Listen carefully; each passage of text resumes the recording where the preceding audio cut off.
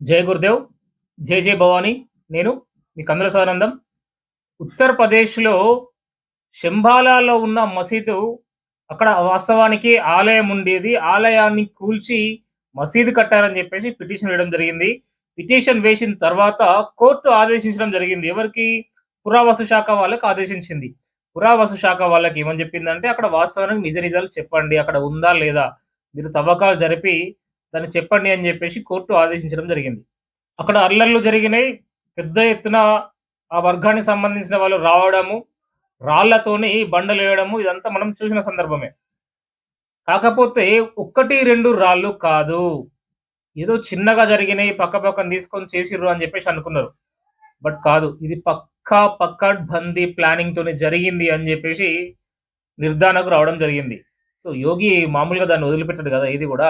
ఇలాంటి దుర్మార్గాలు ఎవడైనా చేస్తే మాత్రం ఖచ్చితంగా వాళ్ళకి తాట తీస్తాడు. సో, ఇక్కడ ఏంటి జరిగింది అని జెప్పేసి ఆలోచిస్తే 24 ట్రాక్టర్ల సంబంధించిన రాళ్ళు అక్కడ దొరకడం జరిగింది. మామూలు విషయమా అండి? 24 ట్రాక్టర్లు అన్న అంత సంబంధించిన రాళ్ళు దొరకడం జరిగింది. కొన్ని వేల మంది చాలా దుర్మార్గంగా, చాలా క్రూరంగా ప్రవర్తించిన పరిస్థితి. సీసీ కెమెరాలు మొత్తం పలగొట్టారు. రాళ్ళతోని, కత్తులతోని, కట్టెలతోని, నాటు తుపాకులతోని దాడి జేయడం జరిగింది. ఎంత దుర్మార్గమో ఆలోచించండి ఇక్కడ. ఈవెన్ పోలీసులకు గూడా అక్కడ గాయాలైన పరిస్థితి. నలుగురు వ్యక్తులు గూడా చనిపోవడం జరిగింది. నలుగురి ప్రాణాలు పుట్టన కొట్టుకున్నారు. అది ఈ దుర్మార్గులు చేసిన సంఘటన. సో, అట్లా ఎవ్వరెవరైతే వాళ్ళను ఈవెన్ గవర్నమెంట్ ఆస్తులు నష్టం చేసిర్రు. ప్రైవేట్ ఆస్తులు నష్టం చేసిర్రు. చాలా చిల్లర వివరించిర్రు. ఆ చుట్టుపక్కల ఉన్న దుకాణాలు, షాప్స్ ప్రతి ఒక్కటిని ఆగమాగం చేసిర్రు. ఒక ఒక ఎంత మతోన్మాదం అంటే ఒక రకమైన పిచ్చిలో ఉండి ఏం చేస్తున్నామో అర్థం కాని పరిస్థితిలో ఒక రకంగా వాళ్ళు వ్యవహరించిన పరిస్థితి. సో, దీన్ని చూస్తే అంటే ఇక్కడ గూడా అసలు ఏం సంబంధం లేకుండా అయిపోయింది. ఎవరైనా అక్కడికెళ్ళినా గూడా జర్నలిస్టు వాళ్ళని కొట్టడము, ఈవెన్ రిపోర్టర్స్ వస్తే వాళ్ళ పైన దాడి. అంటే ఇలాంటి విషయం గూడా బయటికి రాకుండా చాలా పకడ్బందీగా చేయడం జరిగింది. దీన్ని ఏమాత్రం గూడా పట్టించుకోకుండా యోగి గారు ఏం చేశారంటే, అక్కడ ఉన్న డ్రోన్‌ల సహాయంతోని వీళ్ళని కెమెరాలో బంధించడం జరిగింది తెలివిగా. ఫోటోలు తీయడము, వీళ్ళు ఎవరెవరు చేసిర్రు, ఈ పనులేంది, కార్యక్రమాలేంది అని చెప్పేసి ప్రతి ఒక్కరిని గూడా డ్రోన్‌లతోని వాళ్ళు వీడియోస్ తీయడం జరిగింది. వీడియోస్, ఫోటోస్ సేకరించడం జరిగింది. అంటే మొత్తం పరారీలో ఉన్నాడు. ఎవడు దొరుకుతలేడు అసలు ఏం జరిగిందన్నది. బట్ వాళ్ళ ఫోటోస్, వీడియోస్ అన్నీ ఉన్నాయి గదా! సో, యోగి గవర్నమెంట్ ఏం చేసిందంటే పకడ్బందీగా ఒక కేసేసి వదిలిపెడతారనుకున్నారు వాళ్ళు. బట్ కాదు. వాళ్ళ తరపున వాదించడానికి ఒక లాయర్ ముందుకు రాని పరిస్థితి. ఎందుకంటే పక్కా ఆధారాలున్నాయి. ప్రూఫ్స్‌తో కనిపిస్తున్నది. ఇంకెవడు ఏ ముఖం పెట్టుకొని వచ్చి మాట్లాడతాడు? మాట్లాడడానికి అసలు ఛాన్సే లేదు. అలా 2700 మంది పైన కేస్ పెట్టడం జరిగింది. ఈ 2700 మంది చ ఎన్ఎస్ఏ చట్టం కింద వీళ్ళని కేసు పెట్టడం జరిగింది. వీళ్ళకి సెపరేట్ ఒక జైలు గూడా వాళ్ళు రూపొందించడం జరిగింది. వీళ్ళకి సంబంధించిన ఫ్లెక్సీలు, కటౌట్లు ఏసి ఆయా వీధులలో వీళ్ళు దుర్మార్గులు, వీళ్ళు ఈ పని చేసిర్రు, ఈ కార్యక్రమాలు చేసిర్రని చెప్పేసి బయటికి ప్రపంచానికి తెలియజేయడం జరిగింది. సో, అది యోగి గారంటే. అంటే ఇంకొక్కడు గూడా ఎవ్వడు గూడా ఇలాంటి చర్యలు చేయకుండా పక్కడ్బందీ నిర్ణయాలు తీసుకోవడం జరిగింది. గతంలో ఏందంటే ఏ చిన్న పని చేసినా గూడా ఖచ్చితంగా భయపడుతుండే. అంటే ఏం జరుగుతదో, ఏందో అన్నట్టు ఒక భయం ఉంటుండే. బట్ ఇప్పుడు అలాంటి పరిస్థితి లేదు. సో, ఇలాంటి కార్యక్రమాలు చేయడం ద్వారా ఇంకోడు ముందుకు రాడిగ. సో, ఇలాంటి కార్యక్రమాలు ఎవడు చేసినా గూడా ఇంకోడు ముందుకు రావడానికి ఆలోచిస్తాడు. అంటే రే ఏమన్నా పరువు పోతదిరా భయ్! సమాజంలోనే తలెత్తుకోలేకపోతా, సమాజం అంతా నన్ను ఒక చీడ పురుగులాగా చూస్తది అనేది వానికొక భయం ఏర్పడతది.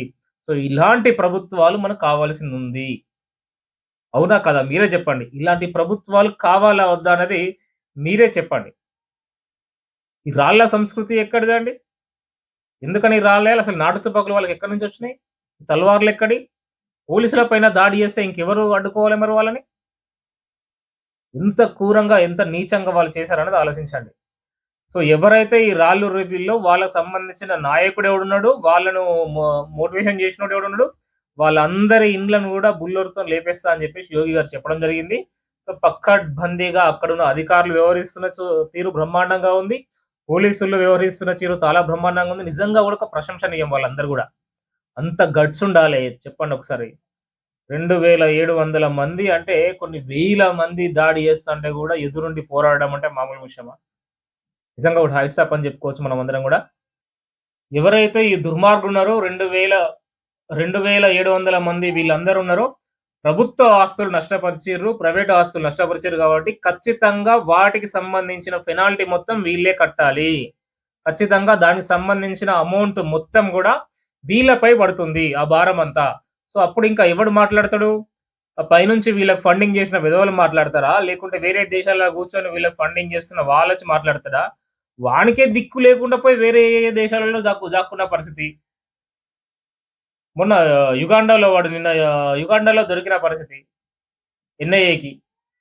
సో, వానికే తల మొఖం లేకుండా వాడు తల తీసుకపోయి ఎక్కడనో దాచుకుంటాడు వాడు. ఇగ వాడొచ్చి ఇంకా మీకేం సహాయం చేస్తాడు? మీకేం సపోర్ట్ చేస్తాడు? అనవసరంగా రెచ్చగొడితే మీరు రెచ్చిపోవడం తప్ప ఏం లేదు. బతుకులు ఖరాబయ్యేది మీ ఇక్కడ. ఆలోచించాల్సిన అవసరం ఉంది. సో, దీనిపై మీ అమూల్యమైన అభిప్రాయాన్ని తెలియజేయండి. ధర్మం కోసం, దేశం కోసం మనం ఆలోచిస్తున్నాం కాబట్టి ఈ వీడియో మనం ఇక్కడి దాకా చూసినాము. ధర్మో రక్షిత్ రక్షిత అన్నట్టుగా రాబోయే రోజులలో చాలా మంచి మంచి విషయాలు మనం తెలుసుకోవాల్సిన అవసరం ఉంది. 10 మందికి తెలియాల్సిన అవసరం ఉంది. సో, అందుకోసమే ఖచ్చితంగా ఒక కామెంట్ పెట్టండి, సబ్స్క్రైబ్ చేయండి, లైక్ చేయండి. జై హింద్, జై భారత్. నేను మీ కందుల